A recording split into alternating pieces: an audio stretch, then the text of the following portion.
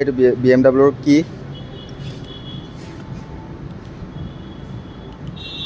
তো গাইছ ইয়াৰ ইণ্টেৰিয়াৰ লুকটো দেখাই আছোঁ আপোনালোকক কেনেকুৱা ফুল্লি ব্লেক কৰা আছে চাওক এইখন দেখোন লকে কৰা নাই